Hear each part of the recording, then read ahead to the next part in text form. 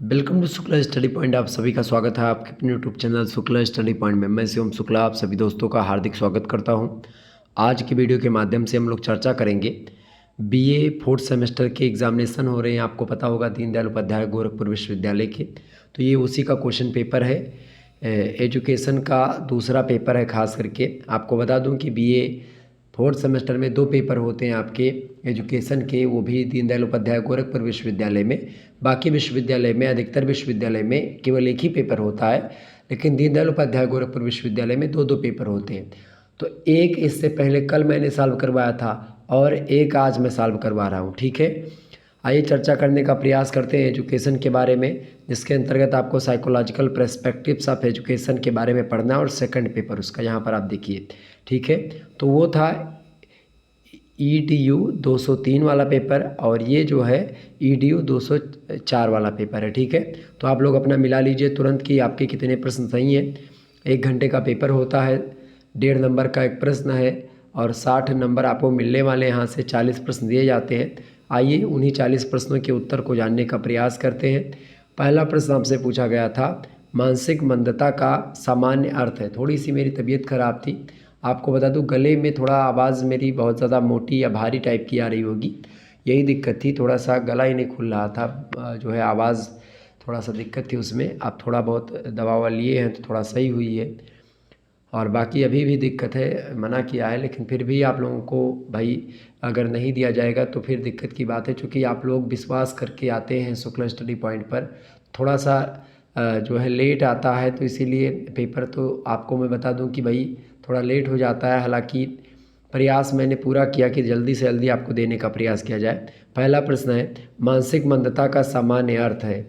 मानसिक मंदता, मानसिक मंदता का मतलब होता है मेंटल, एक प्रकार से जो धीमी गति के बालक होते हैं, खासकर जिनकी बुद्धि लब्धि बहुत कम होती है, उनको बोलते हैं मानसिक मंदता वाले बालक। तो उनका सामान्य अर्थ क्या है? औसत से कम मानसिक योग्यता जिन बालकों की होती है वो होते हैं औसत, वो होते हैं मानसिक मंदता वाले बालक या मंद बुद्धि बालक। ठीक है, option number A correct answer होगा इसका। तो पहले का ए लगा लीजिएगा। ठीक है, less than average mental ability. अगला क्वेश्चन से दूसरा नंबर प्रश्न आप देखने का प्रयास करेंगे। मानसिक मंद बच्चों के लिए प्रयुक्त अन्य शब्द क्या है? अंग्रेजी में आप पढ़ते हुए यहाँ पर चलेंगे। मानसिक मंद बच्चों के लिए जो प्रयुक्त अन्य शब्द है उसके लिए बोला जाता है, देखिए, अल्प बुद्धि माने कम बुद्धि, ये भी ठीक है। विकल बुद्धि, वो भी एक प्रकार से मानसिक मंदता वाले बच्चों को कह सकते हैं। धीमी गति से सीखने वाला भी। ऑप्शन नंबर डी लगा देंगे, ऑल ऑफ द अबव, अर्थात उपयुक्त सभी। तीसरा क्वेश्चन आप देखिएगा, प्रश्न है मानसिक मंदबुद्धि वाले बालकों के लिए बुद्धि लब्धि का विस्तार क्या होता है? फटाफट से आप बताने का प्रयास करेंगे। तो मानसिक मंदबुद्धि वाले जो बालक होते हैं उनकी जो बुद्धि लब्धि का विस्तार होता है वो 50 से 70 के आसपास आप मान सकते हैं। 50 से लेकर के 70 के आसपास इनकी बुद्धि लब्धि होती है। IQ लेवल होता है जिसको कहते हैं IQ रेंज, इंटेलिजेंट कोसेंट कहा जाता है अंग्रेजी में इसको। ठीक है, बुद्धि लब्धि को, इसको मापने की जो एज होती वो होती भाई कि आप क्या करें, मानसिक आयु ऊपर लिखिए, मानसिक आयु बटे वास्तविक आयु गुणे 100। ठीक है, तो वास्तविक आयु मान लेते हैं उसकी 20 है और मानसिक आयु 10 साल की बच्चों जैसे हरकतें कर रहा है तो 10 ऊपर लिखेंगे, 20 नीचे, 100 से गुणा कर देंगे। 0 एकम 0 0, यहाँ पर होगा 2 एक नम 2, 2 पंचे 10, तो 50, यानी IQ लेवल उसका 50 है। मतलब कि वो मंद बुद्धि का बालक है। अगर 20 साल का हो गया है, 10 साल जैसे बच्चों की हरकतें कर रहा है, तो उसकी IQ लेवल जो है या इंटेलिजेंट कोसेंट जो है 50 है। ठीक है, तो IQ इसे निकाला जाता है। अगला प्रश्न आप देखिएगा, चौथा नंबर प्रश्न, तो कि इसका क्या होगा? इसका होगा मानसिक मंदबुद्धि वाले का 50 से 70, C option is right answer. अगला क्वेश्चन आप देखने का प्रयास करेंगे। चौथा नंबर प्रश्न है, शिक्षा में बालक के पिछड़े होने के क्या कारण हो सकते हैं? सामान्य से कम शारीरिक विकास होगा तो भी पिछड़ जाएंगे, शारीरिक दोष होगा तो भी पिछड़ जाएंगे, मैंने बार बार आपको समझाया था। शारीरिक रोग होगा कोई तो भी पिछड़ जाएंगे। यानी ऑप्शन नंबर आपको यहाँ पर देखना है, डी में दिया हुआ है। A, B और C तीनों करेक्ट आंसर है, बिल्कुल option number D correct answer होगा इसका। पांचवा क्वेश्चन आप देखिएगा, पांचवा प्रश्न आपकी स्क्रीन पर आ चुका है। किसने कहा सीखना व्यवहार में उत्तरोत्तर सामंजस्य की प्रक्रिया है? जैसे जैसे आप सीखते जाते हैं आपके व्यवहार में परिवर्तन होता जाता है, आप सामंजस्य आप स्थापित करने का एक प्रकार से जो गुण होता है आपके अंदर डेवलप होता है, ये शिक्षा के द्वारा या अधिगम के द्वारा संभव हो पाता है। ऐसा किसने कहा था? तो ऐसा कहने वाले विद्वान है स्किनर। ऑप्शन नंबर बी में दिए स्किनर करेक्ट आंसर हो जाएंगे। छठा क्वेश्चन आपकी स्क्रीन पर आ चुका है। प्रश्न है who said learning is the process of development, अर्थात सीखने को विकास की प्रक्रिया किसने कहा? तो सीखने को विकास की प्रक्रिया कहा था वुडवर्थ महोदय ने। ऑप्शन नंबर ए में दिए, जिन्होंने ए लगाया होगा उनको नंबर मिल जाएगा। अगला प्रश्न आपसे पूछा गया 7वां नंबर प्रश्न देखिएगा। प्रश्न है लर्निंग ऑब्जेक्टिव्स मीन, मतलब कि सीखने के उद्देश्य का क्या अर्थ है? तो सीखने के उद्देश्य का क्या अर्थ होता है भाई? अधिगम अनुभव, संक्षिप्त परिणाम या शैक्षिक उपलब्धि या लक्षित सीखने के परिणाम। तो सीखने के उद्देश्य का अर्थ होता है एक प्रकार से क्या होता है, फटाफट से आप बताने का प्रयास करेंगे। इसका करेक्ट आंसर हो जाएगा सीखने के उद्देश्य का क्या अर्थ है? तो सीखने का उद्देश्य का जो अर्थ है वो संक्षिप्त परिणाम हो सकता है। ऑप्शन नंबर इसका बी करेक्ट आंसर होगा। अगला क्वेश्चन आप देखिएगा, 8वां नंबर क्वेश्चन आपकी स्क्रीन पर आ चुका है। सीखने का एक बहुत ही उपयोगी सिद्धांत यह है कि एक नई प्रतिक्रिया को मजबूत किया जा सकता है पुनर्बलन के द्वारा या विभेदक उद्दीपन के द्वारा या दंड के द्वारा, प्रतिपुष्टि के द्वारा। तो इसका करेक्ट आंसर हो जाएगा बिल्कुल प्रतिपुष्टि, यानी फीडबैक के द्वारा हम क्या कर सकते हैं? सीखने का एक बहुत ही उपयोगी सिद्धांत होता है प्रतिपुष्टि, फीडबैक, और एक नई प्रतिक्रिया को मजबूत किया जा सकता है। जैसे कि मैं पढ़ाता हूं तो आपसे पूछता हूं कि जो कमियां रह रही हैं उनको भी बताने का प्रयास करें, ताकि फीडबैक मिलेगा। जो अच्छाई है जो कमी है दोनों को बताना फीडबैक कहलाता है। तो फीडबैक से क्या होता है, जो त्रुटियाँ होती हैं उसको सुधारा जाता है। अगर आप अच्छा कर रहे हैं कुछ तो आपको मोटिवेशन मिलता है, आप और अच्छा करने का प्रयास करते हैं। 9वां क्वेश्चन आप देखिएगा, प्रशिक्षण के द्वारा व्यवहार को ठीक करने की प्रक्रिया के रूप में क्या माना गया है? शिक्षण, अधिगम, प्रेरणा या निर्देश? तो इसका करेक्ट आंसर हो जाएगा अधिगम, बिल्कुल लर्निंग इज राइट आंसर। प्रशिक्षण के द्वारा व्यवहार को ठीक करने की जो प्रक्रिया है उसके रूप में हम अधिगम को जानते हैं। अगला क्वेश्चन 10वां नंबर प्रश्न देखिएगा, एक कक्षा कक्ष में विविध विद्यार्थियों के लिए सर्वाधिक प्रेरक यानी मोटिवेशन देने वाला और अर्थपूर्ण अधिगम कार्य क्या है? बिल्कुल चुनौतीपूर्ण नहीं है, या मध्यम रूप से चुनौतीपूर्ण है, या अत्यधिक चुनौतीपूर्ण है, या दोहराव और उबाऊ है।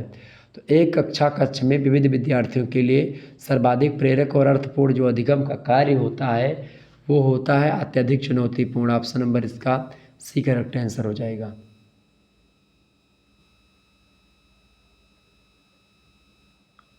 अगला क्वेश्चन आपकी स्क्रीन पर आ चुका है, 11वां नंबर प्रश्न आप देखिएगा। 11 नंबर प्रश्न आपकी स्क्रीन पर आ चुका है, फटाफट से आप देखिएगा। प्रश्न है बच्चे के मानसिक स्वास्थ्य को प्रभावित करने वाले कारक हैं, फटाफट से आप बताने का प्रयास करेंगे। तो बच्चे के मानसिक स्वास्थ्य को प्रभावित करने वाले कारक जो हैं अनुमानसिक गुण, शारीरिक स्वास्थ्य और शारीरिक दोष, ये तीनों होते हैं। जिन्होंने डी लगाया उनको नंबर मिलेगा all of the above. D option correct answer हो जाएगा 11वें का। अगला प्रश्न आपकी स्क्रीन पर आ चुका 12 नंबर देखेंगे। प्रश्न है यदि एक शिक्षक को कक्षा में एक समस्याग्रस्त बच्चा मिलता है तो उसे क्या करना चाहिए? तो अगर समस्याग्रस्त कोई बच्चा मिलता है तो उस बच्चे को तुरंत घर भेज देना चाहिए, या बच्चे की उपेक्षा करनी चाहिए, बच्चे को दंड देना चाहिए, बच्चे को परामर्श दें? बिल्कुल बच्चे को परामर्श देना चाहिए। ऑप्शन नंबर इसका डी करेक्ट आंसर हो जाएगा।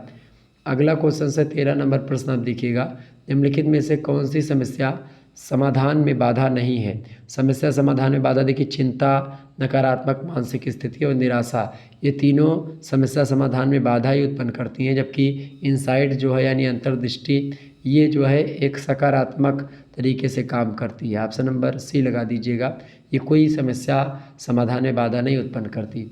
14 नंबर क्वेश्चन आप देखिएगा। प्रश्न है बहुत ही इंपॉर्टेंट प्रश्न है, निम्न में से कौन ज्ञानात्मक पक्ष से संबंधित नहीं है? ज्ञान, क्रिया और बोध और मूल्य, 4 ऑप्शन दिए गए हैं। तो प्रश्न कह रहा है कि ज्ञानात्मक पक्ष से कौन रिलेटेड नहीं है इनमें से? तो देखिए ज्ञान, मूल्य और बोध ये सब ज्ञानात्मक क्रिया से मतलब ज्ञानात्मक पक्ष से रिलेटेड है, क्रिया जो है वो नहीं है। ऑप्शन नंबर बी लगा सकते हैं आप इसका 14वें का। अगला प्रश्न है 15 नंबर प्रश्न देखिएगा, सांस्कृतिक अनुबंधन संबंधित है? तो सांस्कृतिक अनुबंधन पावलाव महोदय से संबंधित है। Option number A correct answer हो जाएगा 15वें का।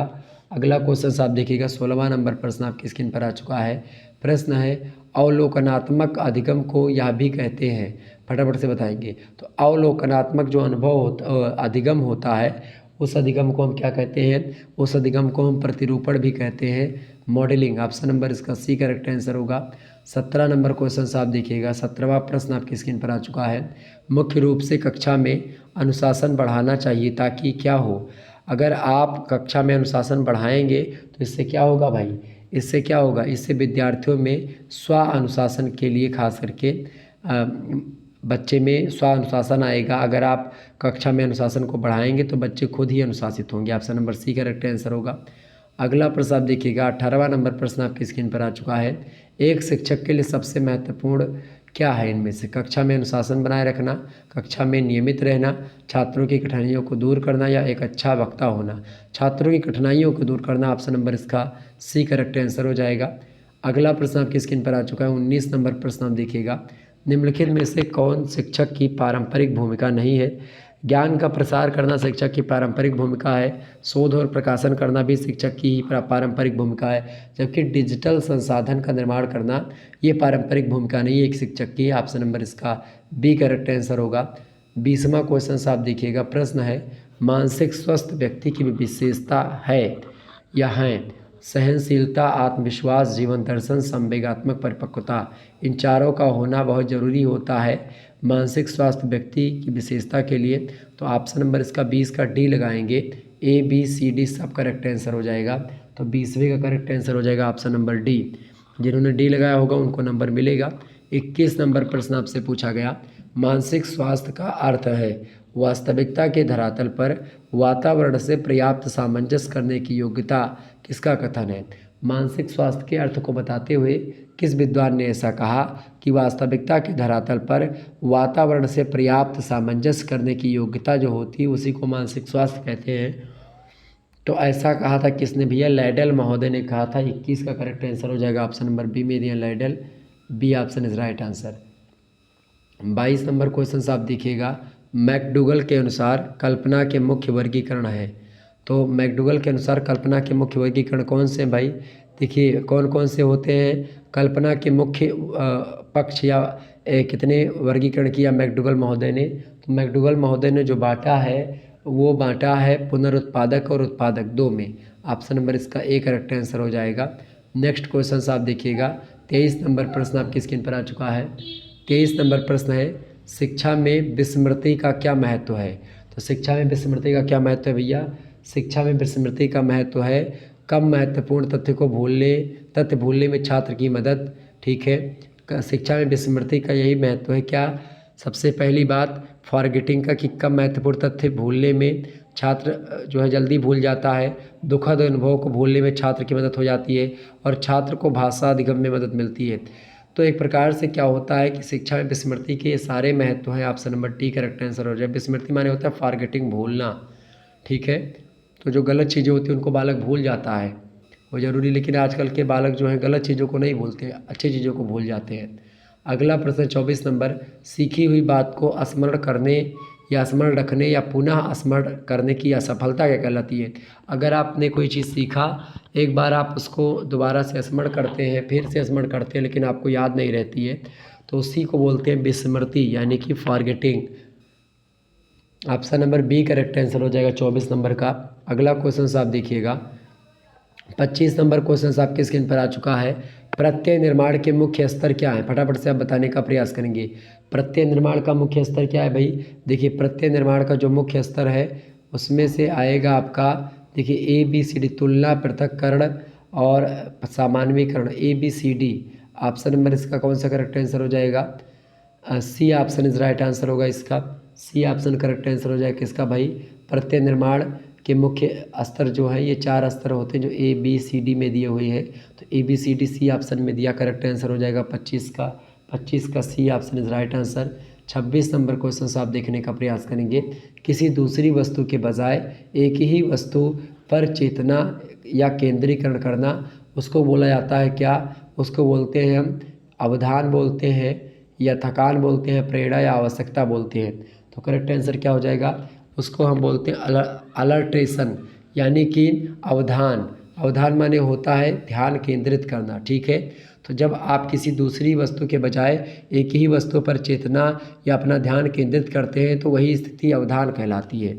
Option number A correct answer होगा। 27 नंबर क्वेश्चन आप देखिएगा, निम्नलिखित में से कौन थकान का प्रकार है? शारीरिक थकान और मानसिक थकान दोनों ही मतलब थकान के प्रकार हैं। ऑप्शन नंबर सी लगाएंगे, बोथ ए एंड बी, ठीक है। 28 नंबर क्वेश्चन देखिएगा, निम्नलिखित में से कौन यांत्रिक आदत के अंतर्गत आते हैं? देखिए शराब पीना तो यांत्रिक आदत ही है, लोग इसको भूल नहीं पाते जल्दी। Option number A correct answer होगा। अगला प्रश्न है 29 नंबर प्रश्न आप देखिएगा, मैस्लो के द्वारा कितने प्रकार की मैस्लो के द्वारा कितने प्रकार के प्रेरकों की बात कही गई है? तो मैस्लो महोदय के द्वारा मोटिवेटर जिसको बोलते हैं उसी को बोलते हैं प्रकार, प्रेरक के प्रकार। तो प्रेरक जो होते हैं मोटिवेशन देने वाले, तो मैस्लो महोदय ने कितने प्रकार के प्रेरकों की बात कही है? तो मैस्लो महोदय ने 5 प्रकार के प्रेरकों के बारे में बात बताई है। Option number B correct answer होगा। 30 नंबर क्वेश्चन आप देखिएगा, सकारात्मक प्रेरणा का दूसरा क्या नाम है? तो सकारात्मक प्रेरणा को ही हम क्या बोलते हैं? सकारात्मक प्रेरणा को हम बोलते हैं क्या भाई? उसको बोलते हैं आंतरिक प्रेरणा। ऑप्शन नंबर इसका बी करेक्ट आंसर हो जाएगा। अगला क्वेश्चन आपकी स्क्रीन पर आ चुका है, 31 नंबर क्वेश्चन से, प्रेरणा का स्रोत क्या है? बताएं सभी लोग फटाफट से, प्रेरणा का स्रोत क्या है भाई? देखिए आवश्यकताएं, चालक, उद्दीपक, उद्दीपन और प्रेरक, आवश्यकताएं और प्रेरक। देखिए ये सारे के सारे जो पॉइंट हैं ये सभी कहीं ना कहीं पे प्रेरणा के स्रोत ही हैं, ठीक है। अगर इसमें से एक ऑप्शन लगाना हुआ तो जब नीड्स होती है लोगों की तो फिर एक प्रकार से प्रेरणा उनके अंदर उत्पन्न होती है कि भाई हमको इस चीज़ की आवश्यकता है तो हम ये काम करेंगे, ठीक है। या प्रेरक कोई मोटिवेट कर दिया तो उस काम करने के लिए वो आतुर होते हैं, दो बात, ठीक है। तो इसका करेक्ट आंसर जो होगा वो होगा ऑप्शन नंबर डी, अर्थात ऑल ऑफ द अबव। ये तीनों करेक्ट आंसर इसके हो जाएंगे, ठीक है। नेक्स्ट क्वेश्चन आप देखिएगा, 32 नंबर प्रश्न आपकी स्क्रीन पर आ चुका है, दृश्य संज्ञान स्मृति क्या है? फटाफट से आप बताने का प्रयास करेंगे। दृश्य संज्ञान स्मृति जो है इसका करेक्ट आंसर क्या हो जाएगा? दृश्य संज्ञान स्मृति जो है आप देखिएगा, देखिए सुनने एवं ध्वनि पहचानने की क्षमता या दृश्य सूचनाओं को स्मरण एवं पहचानने की क्षमता। तो ऑप्शन नंबर इसका बी करेक्ट आंसर होगा। देखिए इसमें बी में क्या दिया हुआ है? केवल बी ऑप्शन नंबर ए में है, करेक्ट आंसर हो जाएगा ओनली बी, ठीक है। तो ध्वनि को देखिए दृश्य संज्ञान स्मृति मतलब देख करके आप संज्ञान करें, सुनने वाला यहाँ पर होता तो श्रव्य यहाँ पर होता, ठीक है, इसीलिए नहीं होगा। ऑप्शन नंबर बी इसका करेक्ट आंसर केवल है, तो केवल बी ऑप्शन इसका करेक्ट आंसर हो जाएगा। अगले प्रश्न की ओर बढ़ते हैं, 33 नंबर प्रश्न आपकी स्क्रीन पर आ चुका है, प्रेरणा की प्रक्रिया जुड़ी हुई है। प्रेरणा की प्रक्रिया किससे जुड़ी हुई भैया? तो आवश्यकता पदानुक्रम सिद्धांत से जुड़ी हुई है। ऑप्शन नंबर इसका लगाएंगे ए ऑप्शन करेक्ट आंसर होगा। अगला प्रश्न आपकी स्क्रीन पर आ चुका है, 34 नंबर क्वेश्चन आप देखिएगा, प्रश्न शिक्षा मनोविज्ञान के अनुसार मानव का आधारभूत व्यवहार क्या है?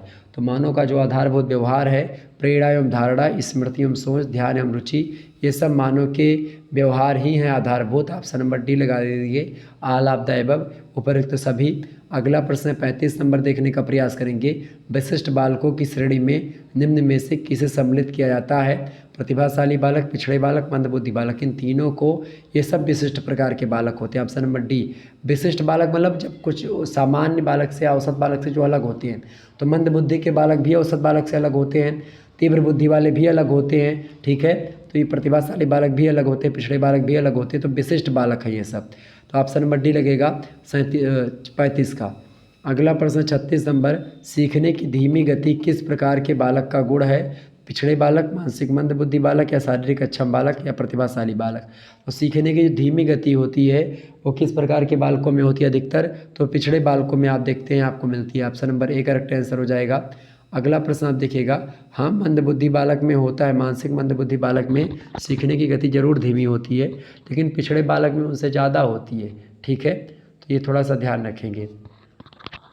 आगे देखिएगा, अगला क्वेश्चन आपकी स्क्रीन पर आ चुका है, यहाँ पर आप बी लगा सकते हैं, बिल्कुल इसमें कोई दो राय नहीं, बी ऑप्शन भी इसका हो सकता है और ए ऑप्शन भी हो सकता है, ठीक है। बी ऑप्शन चूँकि मानसिक मंदबुद्धि जब होगा वो बालक, तो सीखने की गति उसकी जाहिर सी बात है धीमी ही होगी।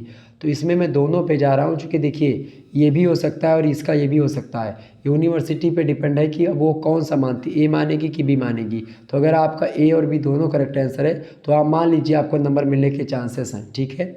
अगला क्वेश्चन आप देखिएगा, 37 नंबर क्वेश्चन आपके स्क्रीन पर आ चुका है। जिन स्मृतियों को बिना अनुभव के मन में रखा जाता है कहलाती हैं, बताएं। तो बिना अनुभव के अगर मन में जिस स्मृति को आप रखते हैं उस प्रकार की स्मृति को हम कहते हैं अव्यक्तिक स्मृति। ऑप्शन नंबर इसका बी करेक्ट आंसर हो जाएगा। नेक्स्ट क्वेश्चन आपकी स्क्रीन पर आ चुका है 38 नंबर। प्रतिभाशाली बालक की जो बुद्धि लब्धि होती है वो क्या होती है? 130 से 170 बिल्कुल करेक्ट आंसर है, C option is right answer. Next question देखेंगे 39 नंबर प्रश्न आपकी स्क्रीन पर आ चुका है। शिक्षकों के मानसिक स्वास्थ्य में बाधा डालने वाले कारक हैं आर्थिक कठिनाई, पद की असुरक्षा, कार्यभार। ये तीनों कहीं ना कहीं पे मानसिक स्वास्थ्य में बाधा डालते हैं शिक्षकों की, ठीक है। क्योंकि बहुत सारे जो टीचर होते हैं आर्थिक कठिनाई भी उनके पास होती, इसलिए उनका मानसिक स्वास्थ्य बिगड़ने लगता है। पद की असुरक्षा, उनको लगता है कि अगर हमने ऐसा काम नहीं किया तो हो सकता है हमको निकाल दिया जाए। या कार्यभार भी उनके ऊपर इतना होता है कि भाई वो काम करने के चक्कर में क्या मानसिक स्वास्थ्य उनका ख़राब होने लगता है या फिर दिक्कत होती है। तो ऑप्शन नंबर डी लगा सकते हैं सभी। अगला क्वेश्चन आप देखिएगा 40 नंबर प्रश्न आपकी स्क्रीन पर आ चुका है। प्रश्न है, निम्न में से कौन सा अनुभव तथा प्रशिक्षण के द्वारा व्यवहार में परिमार्जन है? फटाफट से आप बताएंगे। इसका करेक्ट आंसर हो जाएगा ऑप्शन नंबर बी, बुद्धि यानी intelligence is right answer. Option number C correct answer हो जाएगा। इस प्रकार से आप लोगों ने तमाम प्रकार के प्रश्नों को समझा और जाना। मिलते हैं फिर नेक्स्ट वीडियो में, तब तक के लिए जय हिंद जय भारत। आप सभी का बहुत बहुत धन्यवाद हमारे से जुड़ने के लिए, बहुत बहुत धन्यवाद।